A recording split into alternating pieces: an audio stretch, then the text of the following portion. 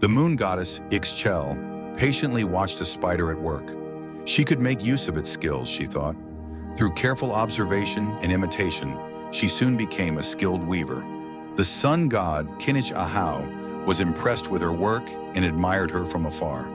But the goddess's grandfather was very possessive and would not let the sun god anywhere near his beloved granddaughter.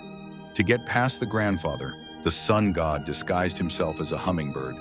As he took a drink of tobacco flower honey, the moon goddess spotted him and asked her grandfather to capture the bird for her. The grandfather shot the disguised sun god with a blow dart, stunning him.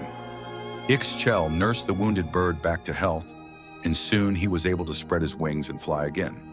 He transformed back into the sun god and invited the moon goddess to escape with him.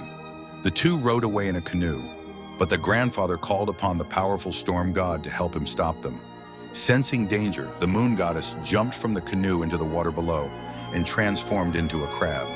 But the storm god had already thrown a lightning bolt, which hit the crab and pierced her through her heart, killing her.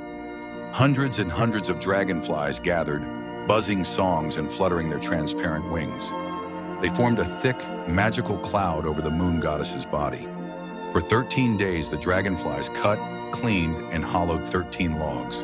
On the 13th night, the logs burst open, and the moon goddess emerged, alive and more brilliant than ever. The sun god wasted no time in proposing marriage. The moon goddess happily agreed. Side by side, they were ready to light up the sky with their powerful rays. Unfortunately, the story doesn't end there. The sun god's brother visited often. Sensing he was also in love with Ix Chel, the sun god grew jealous and began to mistreat her. One day, Ix Chel was sitting on the riverbank, furious at her husband. A huge bird came gliding down and offered to take her to the high mountain peaks. To get away from the cruel sun god, she agreed. There she met the king of the vultures. The vulture king was kind and fun-loving, a much better partner than the violent sun god. The moon goddess made a new home with him in the mountains. When the sun god heard, he was distraught.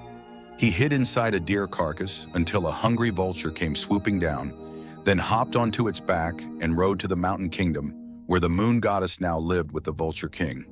He begged her to come home with him, apologizing for how he had treated her.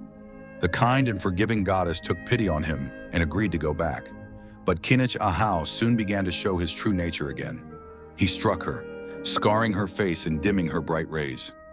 Ix Chel flew off into the dark. From then on, she vowed to appear only at night. She befriended the stars and combined her pale blue rays with their light to guide night travelers to safety. She used her healing gift, which she had once used on the wounded sun god, to cure people who were ill. Today, Ix Chel is so widely known that she's become a symbol of Maya culture. But archaeological evidence suggests that for the ancient Maya, Ix Chel and the moon goddess were separate deities. In the retellings of Maya people and the records of anthropologists, the two have merged so that Ix Chel's story extends beyond the limits of the historical record. Her story, like all myths, isn't just one story. The variations, ancient and modern, speak to what people value and how they see themselves in their mythological heroes.